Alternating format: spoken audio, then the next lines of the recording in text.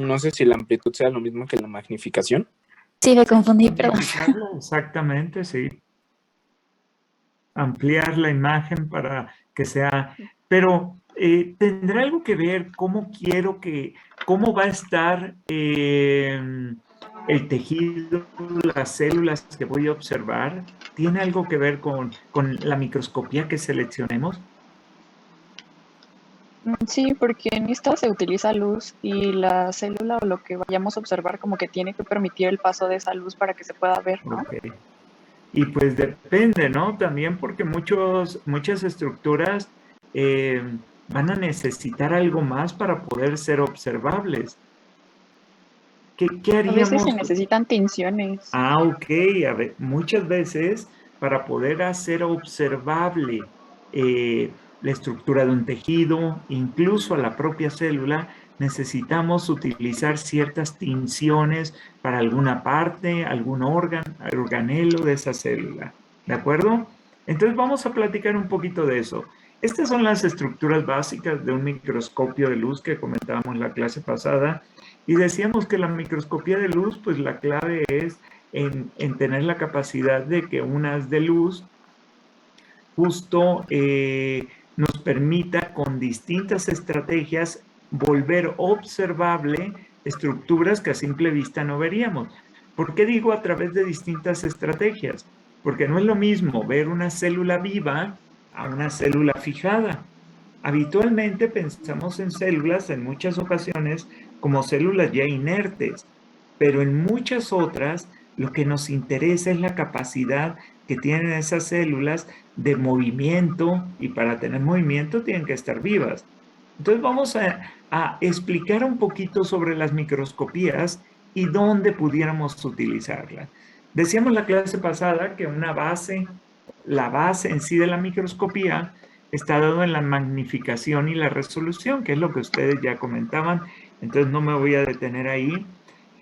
Vamos a empezar con la idea de cómo le haríamos para ver al microscopio un tejido. Hay ciertas complicaciones que debemos de resolver antes de la propia microscopía. Si hablamos de un tejido, vamos a poner algo que nos suene cercano, sobre todo porque ayer fue el Día Internacional para concientizar sobre el cáncer de mama, que es más común en mujeres, pero también se puede presentar en hombres, en una proporción mucho más pequeña.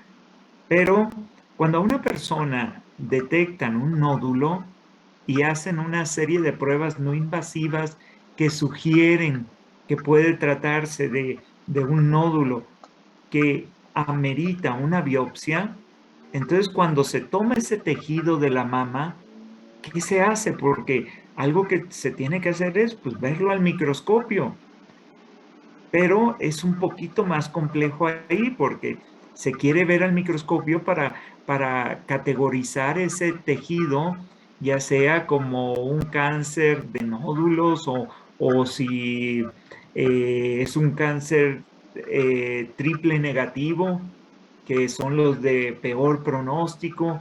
Y mucho de eso, todavía parte de esa estrategia es usar ciertos moléculas que me permitan ver al microscopio y diferenciar ese tejido del resto. Pero lo primero que necesitamos para ello es que ese tejido esté hidratado. Verlo al microscopio no sería fácil si nosotros tenemos esa biopsia que nos otorgaron para ver al microscopio, y esa biopsia pues es una gran cantidad de células unidas que si yo la pusiera al microscopio, no importa el tipo de microscopía, pues no voy a ver absolutamente nada, porque el grosor de esa biopsia no me permite ver al microscopio. Entonces, lo primero que necesitamos es, dado que este es un conjunto amplio de células, para ver al microscopio necesitamos que esto se vuelva un corte fino de células. No el trozo de tejido completo, sino un corte de ese tejido. Como el tejido está hidratado, ahí tenemos algunas complicaciones. Es como si ustedes toman un trozo de carne para preparar una comida y lo quieren cortar con un cuchillo, Si ustedes toman el trozo, se va a mover. Sí. Estamos de acuerdo que difícilmente van a poder hacer un corte muy, muy fino, porque al estar hidratado no permite hacer un corte parejo. Es muy difícil. ¿Qué podemos hacer para que un tejido pueda tener un corte homogéneo, parejo, delgado, que pueda ver al microscopio? Creo que había ciertos artefactos con los que te podías ayudar a cortar esos tejidos, ¿no? Sí, pero para poderlo cortar, lo primero que necesitamos es uno, o lo deshidratamos, o sea, le quitamos el agua que contiene, o en su caso, otra opción podría ser congelarlo, porque al congelarlo lo volvemos sólido. Entonces, ambas estrategias se usan. Congelar, por ejemplo, el nitrógeno líquido hace que ese tejido se vuelva sólido y se puede cortar como tal, obviamente sin descongelarlo. Entonces es una crioconservación y es una forma de lograr un corte de un tejido.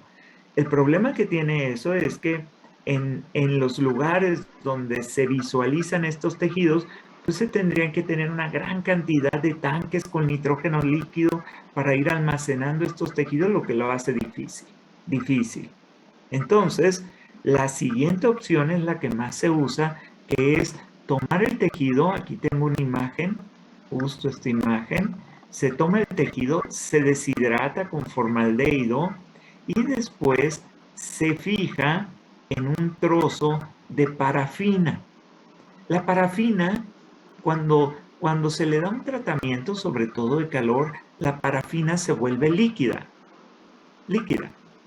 Es como una gelatina antes de que la metamos al refrigerador. Entonces está líquida. Cuando se enfría, esta parafina se vuelve prácticamente sólida. ¿Sí? Entonces, ¿qué implica? El tejido se embebe en la parafina. Aquí está el tejido embebida. Esta fue la biopsia que dieron. Está embebida en la parafina porque la pusimos mientras estaba líquida. Luego se solidifica, pero el tejido ya quedó dentro de la parafina. ¿Qué significa esto? Que ya en la parafina el tejido ya adquiere una condición mucho más homogénea, porque es un trozo de parafina, no la forma del tejido solamente. ¿Para qué lo queremos embebido en esta parafina? Que acabaría siendo una resina. Porque hay un equipo, como decía Sebastián, que se llama microtomo, ¿sí? Microtomo. El microtomo, dado que no estamos ni cerca de un laboratorio como para pedir que nos muestren un microtomo, el microtomo, ¿en qué consiste? Les voy a dar un ejemplo que espero que ayude. ¿Alguna vez han ido a comprar jamón al súper? Sí, es como el rallador.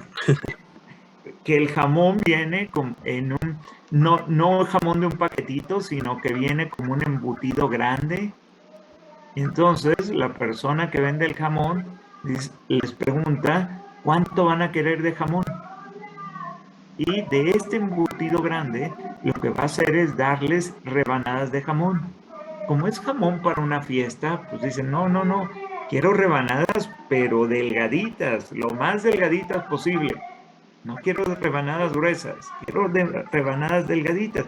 Entonces la persona tiene para cortar el jamón y puede calibrar para darles rebanadas más grandes o más pequeñas. Con eso en mente, ¿qué hace el microtomo?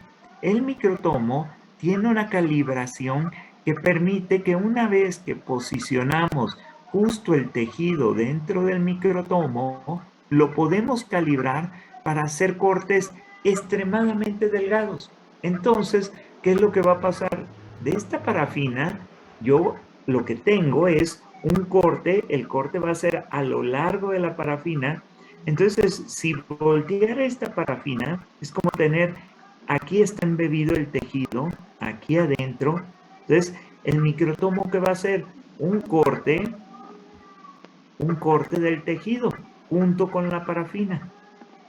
Bueno, igual y el corte que hice fue muy bueno, pero ahí no estaban las células que podrían ser células malignizadas. Entonces no es raro que quiera un corte, otro corte, hasta un tercer corte. ¿Por qué? Porque si yo juntara todos los cortes, me daría el tejido que tenía ahí en la parafina. Entonces, habitualmente no es suficiente con un corte, sino que necesitas mínimo 2 para confirmar lo que viste al microscopio. Pero cortarlo no es suficiente, porque aquí lo único que voy a tener es un corte del tejido. Pero si lo veo al microscopio, pues sí voy a ver ciertas cosas, porque ese corte que hice lo voy a poner en un portaobjeto y lo voy a fijar aquí en el portaobjeto.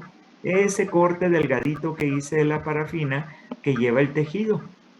Pero aunque aquí esté el tejido, no va a ser fácil de diferenciar lo que yo quiero, porque hay muchas células juntas, no es fácil de saber qué células son.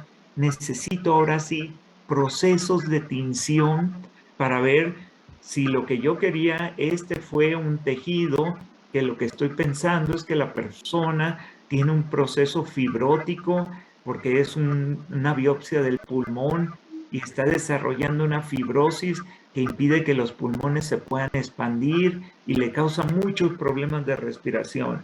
Entonces tendría que usar una tinción para evaluar la matriz extracelular, que se va a volver muy fibrótica, muy dura. Entonces, dependiendo de lo que quiero observar, es la tinción que puedo hacer. Entonces, ¿cuáles tinciones podríamos usar? Obviamente, el que están viendo aquí ya no es un tejido sólido. Este es un tejido líquido. ¿Necesito hacer un corte? No, No, ¿verdad? No, Si esto es una muestra de sangre, lo que voy a hacer, ¿lo han hecho alguna vez? Un diferencial, o sea, poner una gotita de sangre. Ahora ya vamos a ver me en di un varios ratito. piquetes en la prepa. Vamos a ver en un ratito la citometría de flujo, que a los químicos que en algún momento nos dedicamos al laboratorio clínico, pues la citometría de flujo vino a ayudar mucho porque está automatizada, pero al mismo tiempo sí vino a darle al traste a muchas posiciones que tenían los químicos, porque todo lo hacías manual, todo. Entonces, ¿qué hacías? Tomabas una muestra de sangre, la ubicabas en el portaobjeto ya sea con un cubreobjeto o con otro portaobjeto. Había cursos completos de cómo hacer un diferencial para extender perfectamente esta muestra de sangre en el portaobjeto. Y luego hacer una tinción. Por ejemplo, estas células, si no las teñimos, este es un diferencial para una biometría hemática. Entonces, lo que se vio fue al microscopio para contar ciertas células. Aquí lo que tenemos son eritrocitos y neutrófilos. ¿Cuáles serán los neutrófilos y cuáles serán los eritrocitos? los rositas son los eritrocitos, ¿no? Ok, Primeros. porque no tiene el núcleo. Y si se fijan, esta fue una tinción hacia el núcleo. ¿Sí ven los núcleos? Sí, Sí, Entonces, como los neutrófilos son multinucleados, podemos ver una cantidad de tinciones separadas por la estructura de la célula. Entonces, cuando lo veías al microscopio, podías contarlas. Es decir, hay tantos neutrófilos. Entonces, dependía mucho de la habilidad del químico para hacer estos conteos. Este tipo de tinción es una tinción de hematoxilina-eosina que permite marcar algunas estructuras. Pero el microscopio óptico va más allá que solo lo que acabamos de ver, que es un campo claro. Un campo claro donde tienes una tinción. ¿Cómo estarán estas células? ¿Vivas o muertas? viva, estarían en movimiento. Viva. Cuando tú tiñes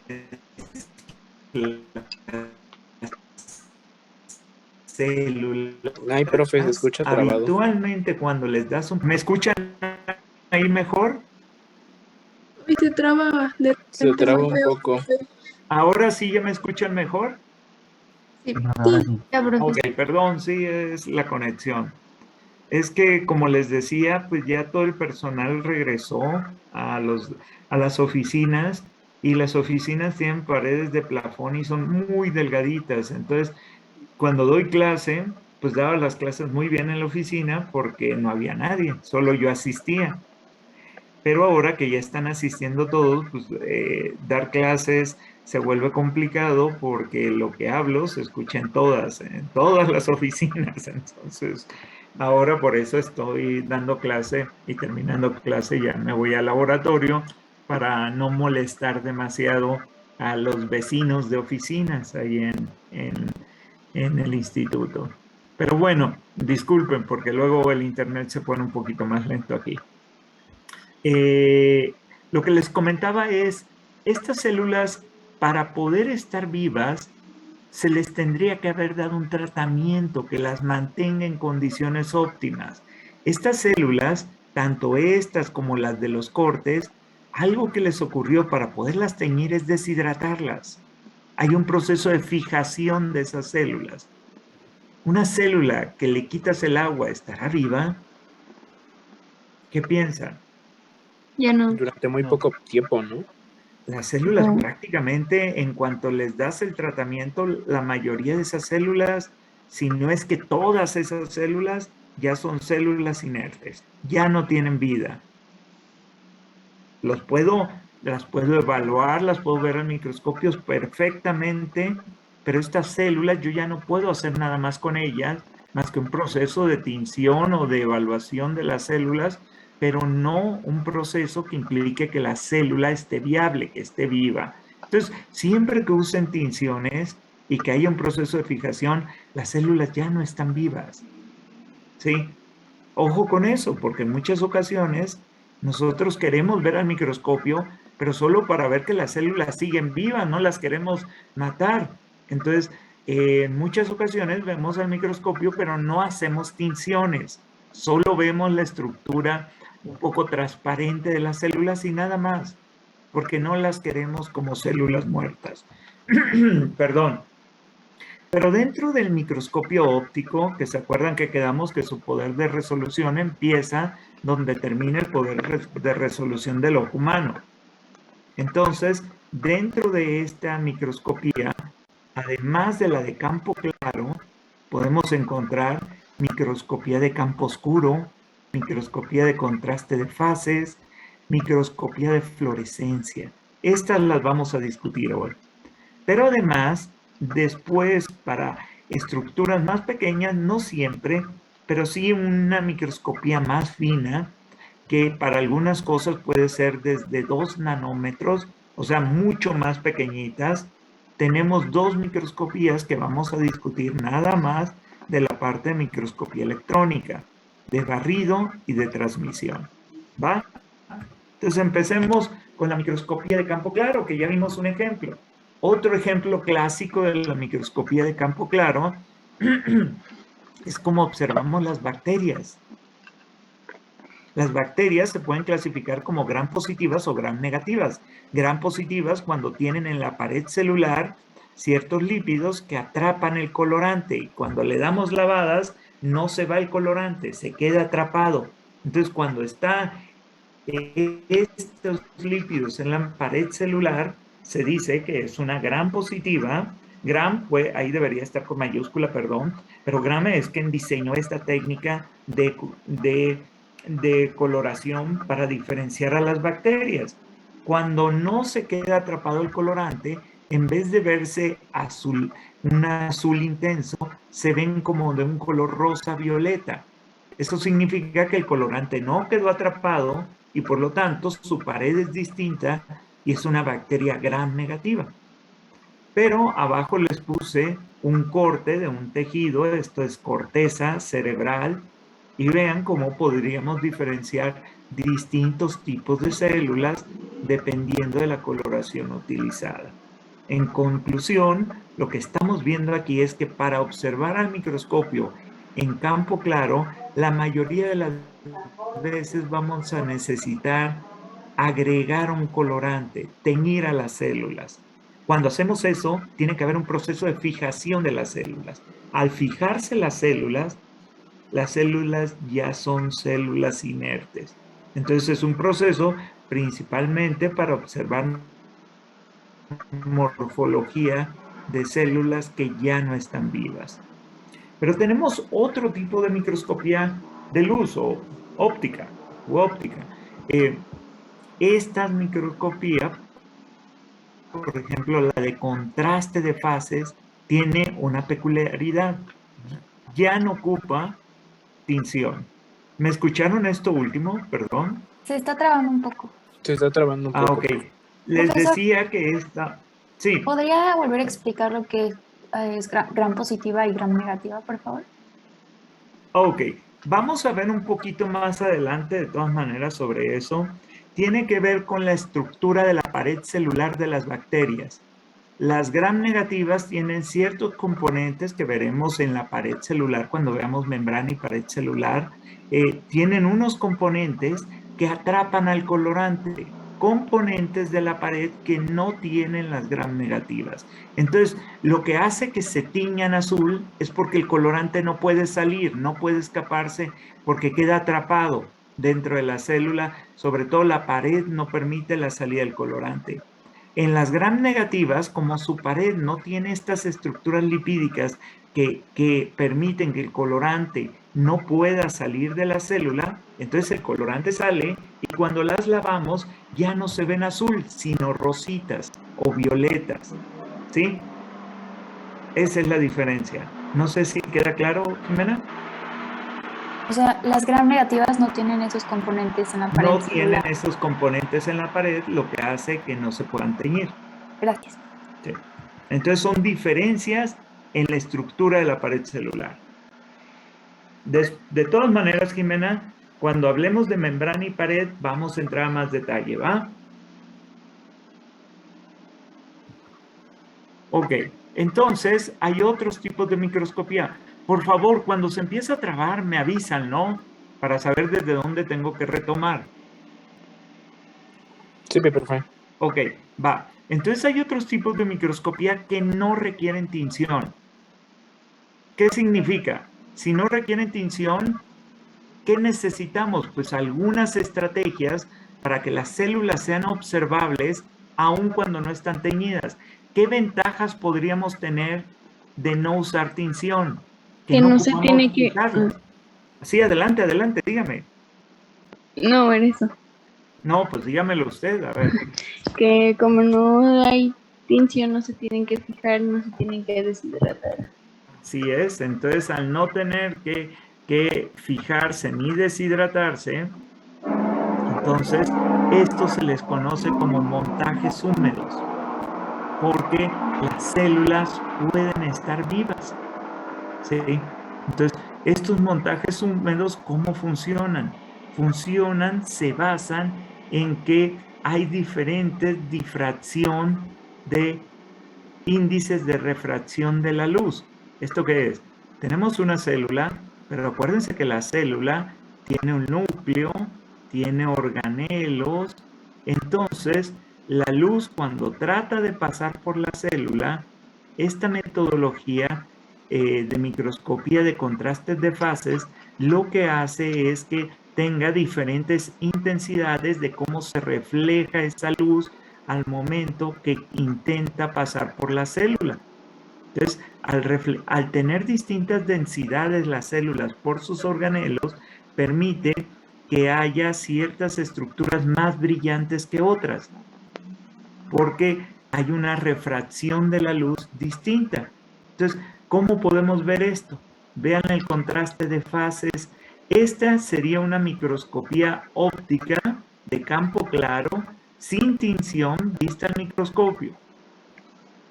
Cuando se logra tener un diafragma y una difracción, una condensación de la luz distinta que haga que refleje la luz de distintas maneras dependiendo de la densidad, lo que va a hacer este contraste de fases, si ustedes observan, voy a marcar aquí unas celulitas que están en la parte de arriba, apenas las podemos ver con un microscopio de campo claro, sin tinción, claro está. Pero cuando se usa este sistema que atrapa la luz, que tiene distintas refracciones y la va condensando, permite que veamos a las células con distintos contrastes. Si se fijan, acá se ve más gris, en el medio se ve otro tono, porque la luz no puede pasar de la misma manera por toda la célula. Entonces hay una difracción de la luz que es distinta. Entonces, con esa estrategia de contraste de fases, pues podemos ver células, ¿sí? Sin necesidad de teñirlas. Pero no es la única forma. Hay otra microscopía que se llama de campo oscuro, ¿sí? Entonces, la microscopía de campo oscuro en lo que consiste es que modificas el condensador de la luz. Todo está en cómo dejas pasar la luz. Entonces, ¿qué va a hacer? Aquí tenemos un condensador y un anillo que se le llama anillo del campo oscuro. Esto va a hacer que en vez de pasar a través de la célula, la luz se vea reflejada alrededor de la célula, haciéndola brillar. Pero para que pueda brillar, necesita justo tener un fondo oscuro.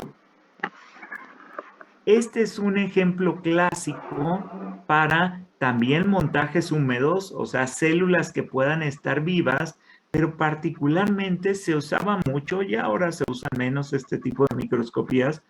En laboratorio clínico todavía sí, porque es muy barato. Si tienes un microscopio que puedas adaptarle este condensador, es muy barato porque puedes hacer una...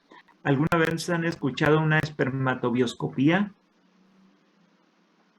Es parte de lo que se hace en un laboratorio, que puede ser un químico dentro de un laboratorio, sobre todo laboratorio clínico, donde lo que tienes es que para cuando hay problemas de fertilidad, lo que buscas establecer es si los espermatozoides están en el conteo adecuado, pero también no solo importa el conteo. Por ejemplo, ¿alguna vez han usado una cámara de Neubauer? ¿No? ¿Una cámara en qué? No. De Neubauer. No.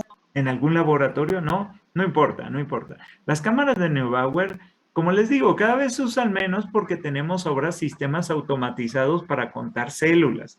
Entonces, lo que hacía comúnmente un químico era aprender a contar todas las células, diferenciarlas. Los equipos nuevos, sobre todo de citometría, pues han ido desplazando estas técnicas manuales, pero ojo, de pronto el equipo truena y pues dices, oye, pero pues, si es un químico, puede verlo al microscopio y hacerlo en lo que arreglan el equipo a lo mejor mañana o pasado, y esto pues tengo que entregar los resultados si estoy en un laboratorio privado. Entonces, ¿qué es lo que pasa? Pues de pronto ya ni nos acordamos cómo se hacen las metodologías porque nos acostumbramos tanto a las técnicas automatizadas, pero ojo, un químico tiene que estar preparado, por eso es un químico y no un técnico. Porque un químico puede estandarizar cualquier metodología. Un técnico, pues a lo mejor si le dices, ponle 3 de estos, 4 de estos, porque pues su trabajo no es entender el fundamento de las metodologías, sino solo llevarlas a cabo. No somos técnicos, somos químicos. Entonces, las cámaras de Neubauer, muy rapidito, lo que tenían era una cuadrícula. Bueno, lo que tienen todavía existen y se usan. Entonces, lo que tienes es una cuadrícula. Entonces, en esta cuadrícula, tú lo que hacías era ponías la muestra con una micropipeta, la ponías y la muestra se iba extendiendo alrededor de toda la cuadrícula y con un portaobjeto sellabas la muestra. Entonces, ¿qué hacías? En la cuadrícula era muy fácil de contar. ¿Alguna vez han contado células o no? Teníamos así como, parece que les estoy hablando de la prehistoria, así me siento, pero no hace tanto. Teníamos una maquinita al lado del microscopio con la cual tenía distintas teclas para ir contando las células. Y te acostumbrabas tanto a ver al microscopio y contar al mismo tiempo que sonaba. Tú la programabas, sonaba cuando contabas 10, 100, porque contabas por campos. Entonces este era un campo y además muy importante, ves al microscopio y sí saben cómo ubicar las cosas en el microscopio, ¿no? Se ubican como un reloj. A ver, como encuesta, ¿alguna vez han visto el microscopio? Sí. Sí, profe. Sí, Ah, ok, está bien, no, sí, eso es bueno saberlo. Entonces, en el microscopio, a veces alguien está observando el microscopio y lo que observa dentro de un campo, pues puede estar ubicado en distintas partes, aunque el objetivo esté fijado aquí, pues puede ser que esté en la parte de arriba, en la parte de abajo, a los lados. Entonces es muy complicado estarle diciendo a alguien, está hacia arriba, hacia arriba de qué, hacia abajo. No, para ubicarse funciona como si fuera un reloj. Entonces lo que tú dices está a las 12. Ah, ok, ya sé que en el campo va a estar a las 12, va a estar arriba, o está a las 6, o está a las 3. Esa era una técnica muy utilizada para ubicar cosas en un campo y que nadie tuviera que explicarte cuál era el de arriba o el de abajo, sino era como establecer esos campos con las manecillas del reloj. Mucho de eso les digo que se ha ido, no es que ya no existan las metodologías o no se apliquen, sino pues que hay metodologías mucho más automatizadas como las que les voy a comentar en un ratito. Pero es bueno como químico saber que el microscopio es un caballito de batalla, o sea, el microscopio no podemos olvidar como químicos que es esencial para toda una gama de experimentos. Ha ido evolucionando, pero sigue teniendo una aplicación muy importante. Entonces, ¿qué pasa con una espermatobioscopía? Si contamos los espermas, pues tal vez en 1 milímetro cúbico esta persona tiene 5 millones, 10 millones, muchísimos espermatozoides, pero aparentemente su fertilidad es muy baja. Pero ¿por qué si tiene tantos millones? ¿Qué es lo que por la pasa en un proceso de malformación, fecundación? ¿Qué necesitamos pues que ocurra? Sí, tienen que adelante. ser espermatozoides bien hechos, o sea, hay algunos que tienen ¿Y doble qué cola, doble significa un cabeza, bien hecho o cortos. mal hecho? A ver, ¿qué esperas que haga un espermatozoide para poder fecundar un óvulo? Moverse. Moverse, porque tiene que recorrer las trompas de falopio para llegar, ¿sí? Y poder fecundar. Y acuérdense que cómo funciona es que está el óvulo y el espermatozoide es el que se mueve para fecundarlo. Para moverse, ya veremos después qué tiene en la cola. ¿Qué hay en la cola? Solo en la cola del espermatozoide. Un flagelo. Un flagelo, sí, esa es su cola. ¿Qué hay en esa cola para que se pueda mover? Para moverse se necesita energía, ustedes ya saben. ¿Qué Mitocondria. hay? Mitocondrias. ¿Cómo le hace este espermatozoide para lograr entrar al óvulo que va a fecundar? ¿Toca la puerta? ¿Cómo le hará? Buscarla, ¿no? Sí, pero ¿cómo logra entrar? Es una célula entrando a otra. No se Por un la come a receptor, la ¿no? célula. Sí, adelante. Sí, Sebastián. Sería por un receptor. No,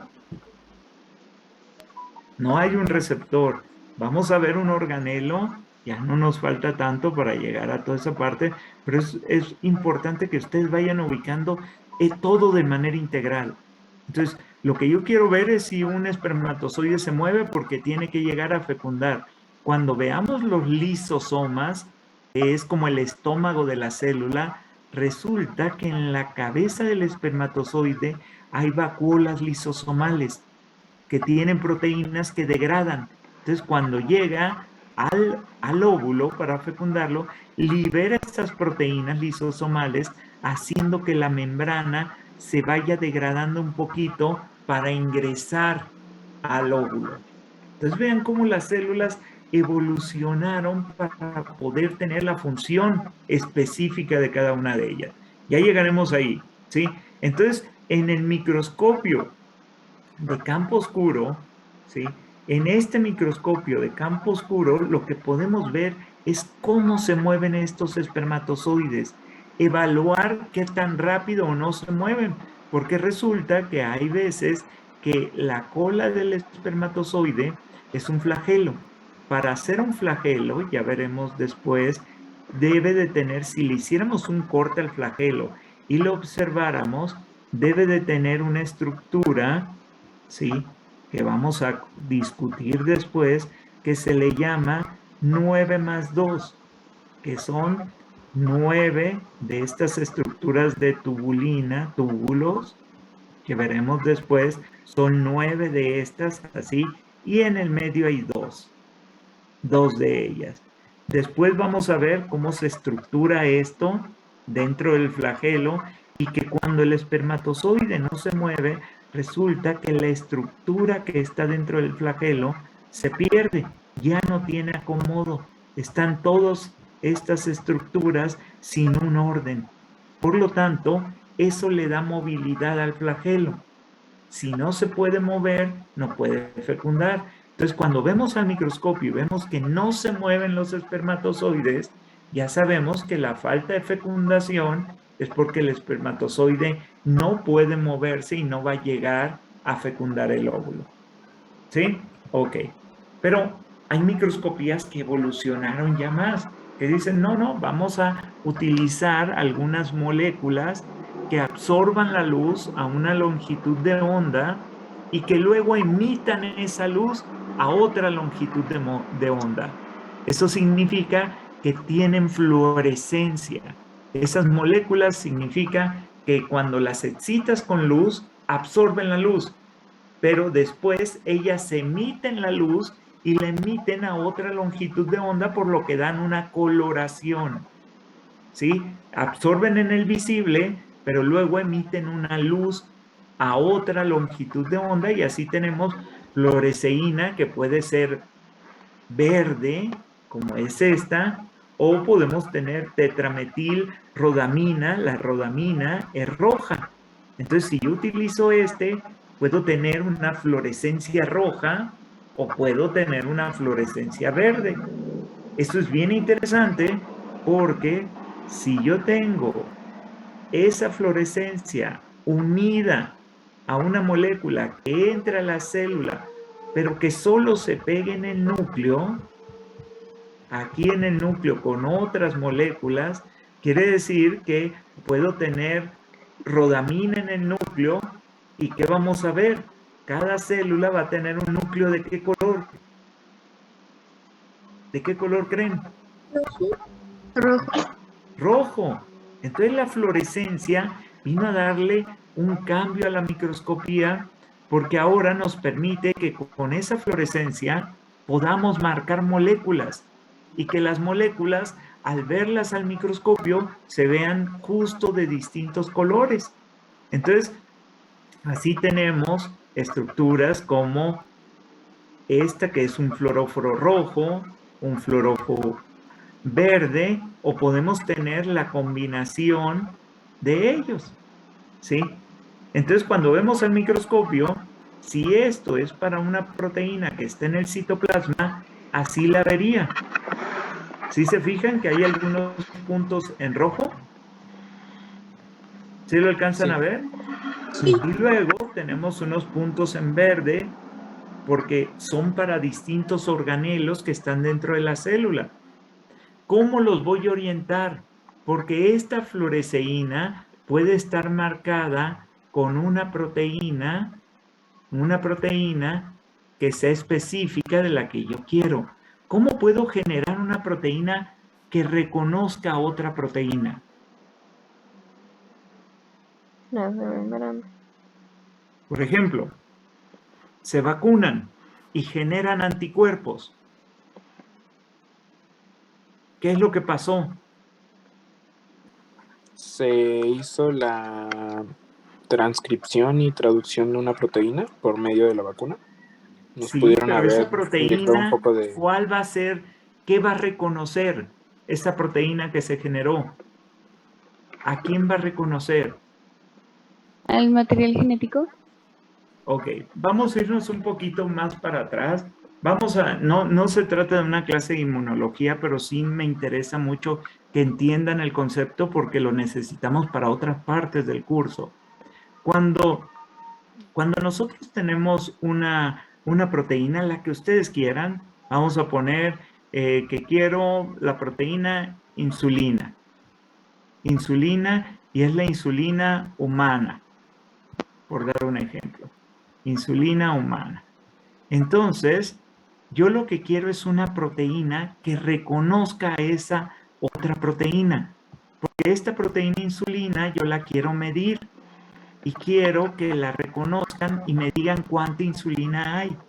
Pero para poderla medir, necesito algo que la identifique puntualmente a ella. Entonces, una forma de generar una proteína que la identifique es que si yo utilizo esta proteína humana y se la pongo, no sé, es común que pueda ser, se utilizan a veces especies grandes como caballos, a veces es en ratones, incluso se pueden utilizar cetáceos. ¿A qué me refiero? Lo que se va a hacer es que a otra especie distinta le van a aplicar esta proteína. A veces un pedacito de la proteína, a veces toda la proteína. ¿Qué va a hacer la otra especie? Porque esta era de humana. Como no la va a reconocer como propia, en ese caso, lo que podría hacer es mandar un mensaje de que esa proteína que le aplicaron no es una proteína propia. Y por lo tanto, las células que defienden al organismo van a generar unas proteínas que se llaman anticuerpos. ¿Han escuchado los anticuerpos, no? Sí. Entonces, van a generar anticuerpos que reconocen ¿a quién? A la insulina. Si yo tomo ese anticuerpo como tal y lo marco con la proteína verde, ese anticuerpo cuando yo lo ponga en las células, ¿a qué proteína se va a pegar? A la insulina. A la insulina. A la insulina. Entonces las células que estén verdes, por ejemplo, esto lo hice con islotes pancreáticos, las células que se pongan verdes, color verde en los islotes pancreáticos, diría, esas son células beta, porque están verdes, tienen insulina dentro. ¿Cómo supe que era la insulina y no otra? Porque usé un anticuerpo que reconoce a la insulina y ese anticuerpo lleva fluorescencia verde pegada.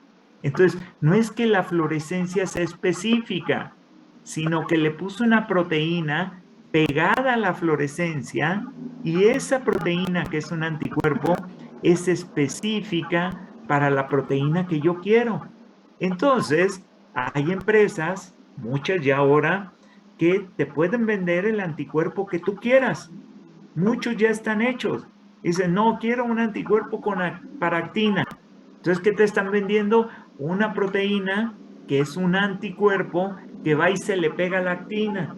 Si se le pega, yo puedo marcar al anticuerpo y cuando esté pegado a la molécula, voy a poder ver ya sea fluorescencia, si está marcado con fluorescencia. Entonces, ¿entendimos ya un poquito de cómo funciona el proceso de usar fluorescencia?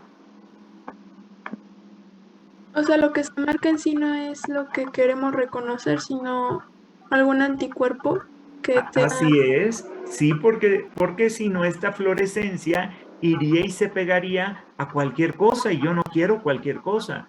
Yo quiero una proteína que está en el núcleo, que es fulanita. Entonces, ¿quién le da la especificidad a esa fluorescencia? Una proteína que sea específica de lo que yo quiero. Ah, es que quiero marcar la membrana. Tengo una célula y quiero ver al microscopio esa célula, pero quiero ver solamente su membrana. Ok, si utilizo un anticuerpo para proteínas que están en la membrana, entonces, no sé, vamos a suponer que es una proteína, un transportador que habitualmente está en la membrana, GLUT4, que transporta glucosa. Entonces, yo ese anticuerpo para GLUT4 le puse proteína, que es fluoresceína verde. A ese anticuerpo lo marqué en verde. Cuando ese anticuerpo llegue y si yo veo que la célula, toda su membrana está verde, toda está verde, y aquí hay otra célula que su membrana no está nada verde, ¿cómo interpretarían ese resultado? Que no tiene la proteína que estamos marcando. Que no tiene la proteína, al menos no en la membrana, porque la membrana, si estuviera en la membrana, se pondría verde, verde toda la membrana. ¿De acuerdo? Sí, profe. ¿Me pudieron seguir? Sí, sí, sí. Está un poco Sí, diga. complicado de visualizar sin tenerlo como tan experimentalmente, pero creo que sí. Ok, lo entiendo, lo entiendo. Es parte de las dificultades de no poder tener un laboratorio a la mano al mismo tiempo. Pero vean, se los voy a poner en esta imagen a ver si eso nos ayuda. Y esta imagen la vamos a ocupar casi al final del curso. Aquí hay una imagen que es una célula que se utilizaron distintos fluoróforos, o sea, proteínas unidas a distintos fluoróforos para marcar distintas partes de proteínas que están dentro de esta célula. ¿Qué me pueden decir ustedes viendo esa imagen de la parte baja de la diapositiva? ¿En qué etapa, qué será lo que estamos viendo en esa célula? La división celular. División. La división celular, donde lo que estamos haciendo, si se fijan, hay proteínas que están en rosa un poquito aquí en el medio, que nos da una fluorescencia distinta porque se unen a proteínas que están con el DNA y los cromosomas están alineados en el ecuador. Pero hay unas proteínas, hay anticuerpos para unas proteínas que forman el huso mitótico. Estas proteínas del huso mitótico no es otra cosa que tubulina. Tubulina. Entonces, para que se pinten de amarillo verde, necesito un anticuerpo contra la tubulina. Entonces, cuando ese anticuerpo lleva unido a él, este anticuerpo lleva unido a él un fluoróforo que es verde, cuando ese anticuerpo antitubulina se una a la tubulina, entonces nos va a dar esa coloración verde o amarillenta que vemos. Sí, azul. Tengo una duda. Había dicho que, por ejemplo, para la insulina, para reconocerla, la ponían en otra especie que no tenía tubulina. Ah, ok. Para generar el anticuerpo. Ajá, para generar el Sí. anticuerpo. Entonces, para generar el de la tubulina, ¿cómo le hacen? Porque pues las células con membranas tienen tubulina, entonces ¿cómo hacen para generar ese anticuerpo? La tubulina humana no es idéntica a las otras tubulinas. Además, en las estructuras, ¿se acuerdan la estructura de las proteínas, no? ¿Cuál es la estructura primaria de una proteína? La secuencia La de los secuencia de aminoácidos. La secuencia de los aminoácidos. Cuando se genera un anticuerpo, los anticuerpos pueden ser, los que usamos para las metodologías, pueden ser mono o policlonales. ¿Qué significa esto de mono o policlonales? Significa que el anticuerpo puede reconocer varias partes de la proteína que es el anticuerpo puede reconocer este pedacito, este otro, cuando es policlonal. Pero algunos anticuerpos son monoclonales. Significa que solo reconocen un pedacito de la proteína, nada más ese. No reconocen otra parte. ¿De qué depende? En algunos escenarios, la proteína que se utilizó para generar el anticuerpo, como decía Azul, esa especie pues tiene dominios proteicos que son idénticos a la proteína que le pusimos para generar el anticuerpo, por lo tanto no puede crear un anticuerpo que los reconozca como extraños. Pero las proteínas de las distintas especies nunca son idénticas, tienen pequeñas diferencias. Entonces, yo puedo generar un anticuerpo solamente poniéndole este fragmentito de aminoácidos como un péptido chiquito, y como no lo va a reconocer porque no es la secuencia propia de la tubulina de esa especie, va a generar un anticuerpo, pero ese anticuerpo es monoclonal porque solo reconoce, a eso se le llama un epítopo de la proteína. Un fragmentito es el que van a reconocer y nada más.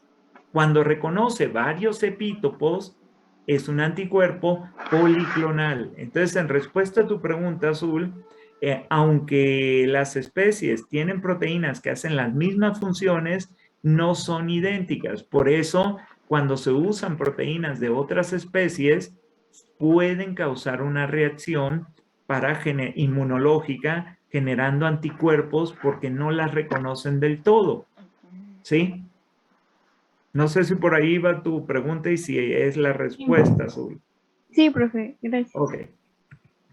Entonces, esta microscopía ha evolucionado de manera bien interesante, porque ahora tenemos una microscopía adicional que no estaba ahí en las que yo les comenté, que es la microscopía confocal.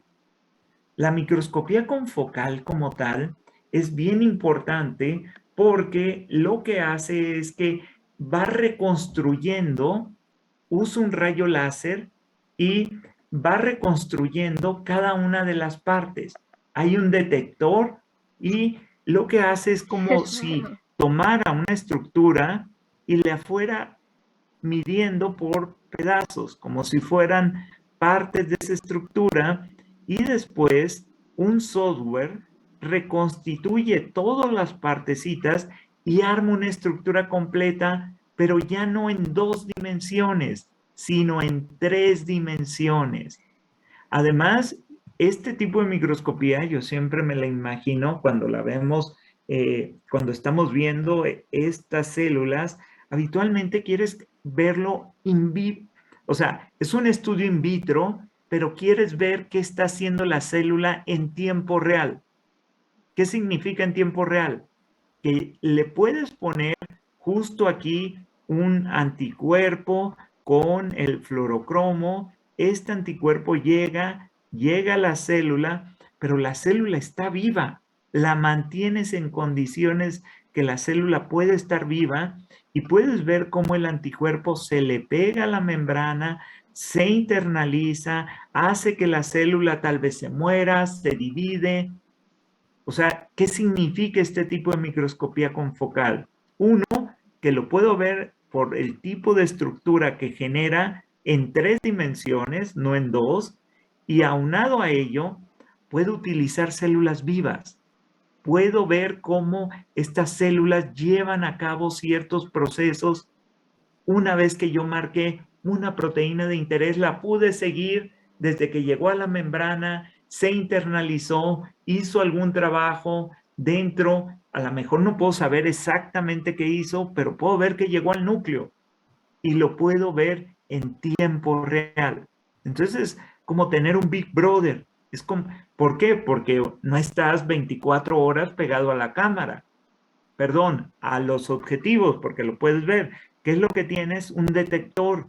Pones una cámara que está funcionando todo el tiempo y que va grabando todo lo que hace la célula por 24, 48 horas y luego generas un video.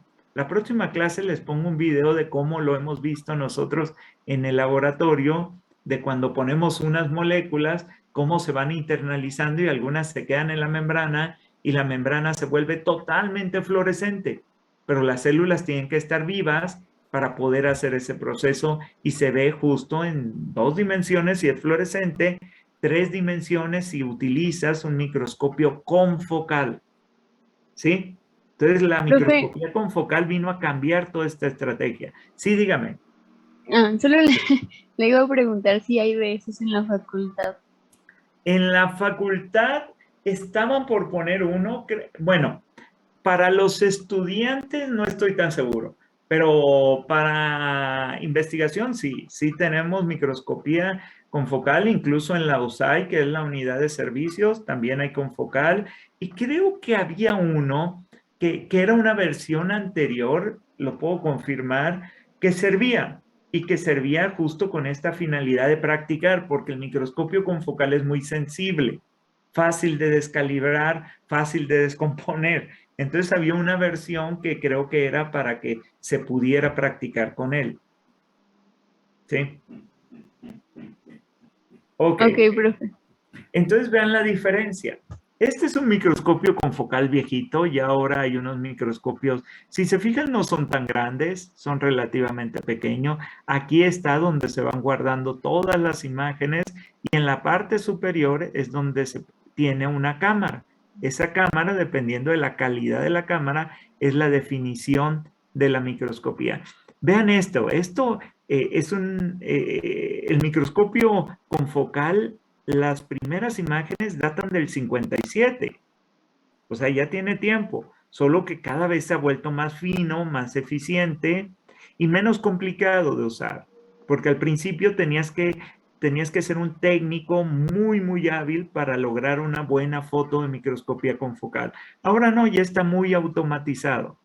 Vean, aquí hay una microscopía con focal de células que son parte de un embrión de una mosquita que es muy famosa, Drosophila melanogaster. ¿Han escuchado alguna vez de ella? Es muy famosa porque ahí se han hecho muchos experimentos.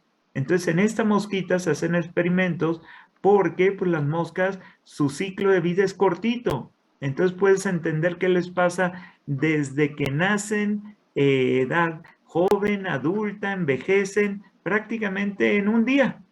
Entonces puedes estudiar todo el ciclo de vida en un día. Entonces por eso se ha usado mucho como modelo, pero lo que quiero que vean aquí es la diferencia entre usar una microscopía de campo claro, habitual, vean lo que ven, o sea, observen, hay algo borroso. ¿Qué pasa si usamos una microscopía confocal? Y esta es una microscopía de campo claro de fluorescencia, solo que no logra definir a las células presentes.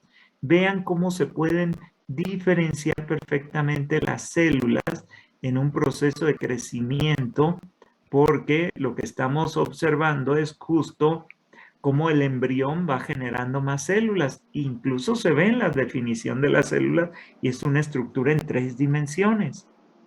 Jamás se podría haber observado en una microscopía de fluorescencia convencional, pero en uno de confocal claramente tiene una mayor capacidad. Vamos a hablar ahora de la microscopía electrónica, que a diferencia de las microscopías previas, pues acá no está basado, como todas las que habíamos mencionado ópticas, pues en la luz, sino que está basado justo en el uso de un proceso de electrones que se van moviendo a través de una capa, habitualmente una capa metálica que se le pone a lo que se quiere observar en el microscopio. Tampoco es algo nuevo. Los primeros microscopios electrónicos datan desde los 30, ¿sí? Desde entonces empezó a usar la microscopía electrónica, obviamente evolucionado. De eso sí no tenemos en la facultad. El más cercano que ubico creo que está en ciencias.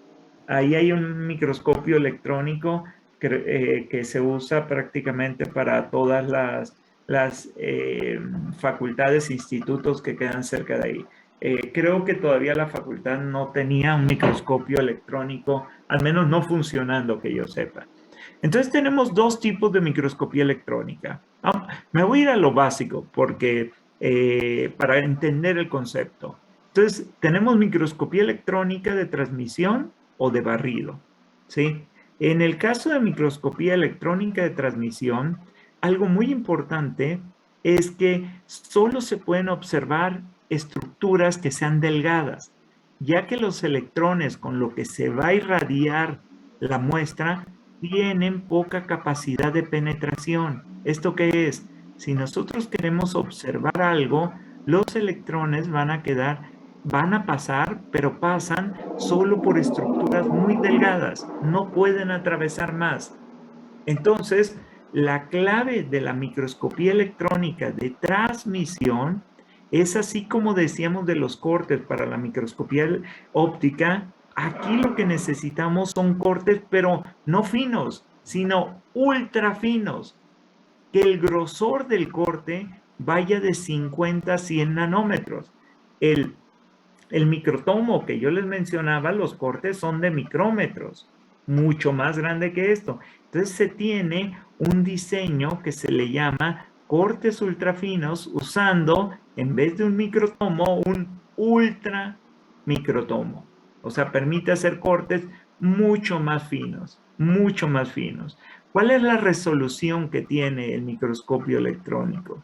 La resolución pues, puede llegar justo hasta esto, hasta unos 10 nanómetros. O sea, puede ver estructuras muy pequeñas. Eso significaría que si yo quiero ver una célula, quiero ver las mitocondrias o una vacuola o parte del retículo endoplasmático rodeando al núcleo, pues difícilmente lo voy a ver con una microscopía óptica, lo podría ver con una confocal si utilizo ciertos fluoróforos, fluorocromos para marcar estos, sí lo podría ver así, pero el microscopio electrónico tiene la ventaja que lo vuelve muy fino. Tiene la desventaja de que lo vemos en una escala de grises, aquí no hay fluorescencia. Entonces, ¿cómo le hacemos para poder ver al microscopio algo que vamos a irradiar con electrones? Lo primero que se necesita es una estructura que permita el flujo adecuado de los electrones. Entonces, para eso se utilizan metales pesados que se integran a la célula y que permiten que haya justo este proceso de tinción negativa, que significa verlo en escala de grises. Entonces, ¿cómo funciona este microscopio de transmisión? Este microscopio de transmisión permite que nosotros veamos un aumento de 250,000 veces más grande del tamaño que tiene. ¿Sí? ¿Se imaginan algo que se va a ampliar? La magnificación es 250,000 veces más grande. Entonces, cuando se observa el microscopio electrónico de transmisión, como tiene metales pesados que van a ayudar a transmitir esos electrones, permiten crear una imagen de los electrones a través también de una programación que nos da densidades distintas. Vean, podemos ver claramente aquí la membrana del núcleo. Si lo observan aquí, el interior del núcleo, que sería el nucleolo. Vean como aquí, como esto tiene un medio líquido que no permite claramente sombrearse porque la densidad es poquita, solo vemos algo adentro, pero sí podemos ver la separación que tienen estas vacuolas. Incluso, si observamos por ahí, hay algunas que si les hiciéramos un acercamiento, se verían como si tuvieran algo adentro, que podrían ser mitocondrias, con sus membranas externas e internas. Entonces aquí hay otra mitocondria, ¿sí? Entonces la microscopía electrónica de transmisión permite ver el interior de la célula, obviamente en 2 dimensiones, pero es muy buena viendo las estructuras pequeñas, minuciosas, dentro de la célula, ¿sí? A diferencia, la microscopía electrónica de barrido no permite ver dentro de la célula, ¿sí? La microscopía electrónica de barrido tiene justo el sentido contrario. Esto lo que nos permite ver es la superficie del objeto. Por lo tanto, no vamos a hacer un corte porque no voy a entrar a la célula. Voy a ver lo que está encima. Entonces me va a permitir ver una forma, no el interior, sino la forma que tiene lo que estoy observando al microscopio. Entonces, no se necesitan cortes ultrafinos, pero para que la microscopía logre su objetivo de darme una estructura en 3 dimensiones, porque lo que tengo es esto que quiero ver al microscopio, entonces lo que voy a hacer es bañarlo en un metal pesado. No hay un corte, sino que lo vamos a bañar, y esto va a hacer que los electrones no entren, sino solamente rodeen la estructura. Si lo quieren ver de esta manera, es como si tuviéramos un sonar, así como funcionan los murciélagos, que no están viendo, sino que lanzan un sonido y cuando lo regresan pueden desarrollar la estructura que tenían enfrente. Aquí, ¿cómo se desarrolla? con los electrones que se van moviendo en la superficie. Pero para moverse en esa superficie, si hay agua, no es un buen transmisor. Entonces lo que se hace es también aplicar metal pesado que se recubra esa superficie. Habitualmente se usa oro, pueden ser otros, pero este es el más usado. Una película muy, muy delgada de oro, que lo que permite es justo eso, poder tener estas características. Obviamente, vamos a tener cómo se vería este organismo o esta estructura del organismo, pero ya saben que si le estamos aplicando metal pesado, tanto en la anterior, que es de transmisión, como en la de barrido, pues claramente la célula está muerta, ¿sí? Entonces, ¿cuáles son las características de esta microscopía electrónica de barrido? Podemos ver en 3 dimensiones, ¿sí? Esa es una característica clave. Vean aquí, este es un ejemplo clásico, creo que lo tomé de bioquímica de Leninger. Este es un escaneo de microscopía electrónica de barrido y vean lo que se está observando. Lo que se observa es un vello del oído interno de la rana toro, que es la que está aquí. Entonces, con una microscopía electrónica, nosotros de barrido lo veríamos así. Pero vean si usáramos una microscopía electrónica de transmisión. ¿Sí logran ver la diferencia? Sí, es más superficial la de Así barrido. es, la microscopía electrónica de transmisión nos va a dar como si fuera un corte, porque le hicimos un corte. En cambio, la microscopía electrónica de barrido no hay un corte, entonces nos va a dar la morfología de toda esa estructura.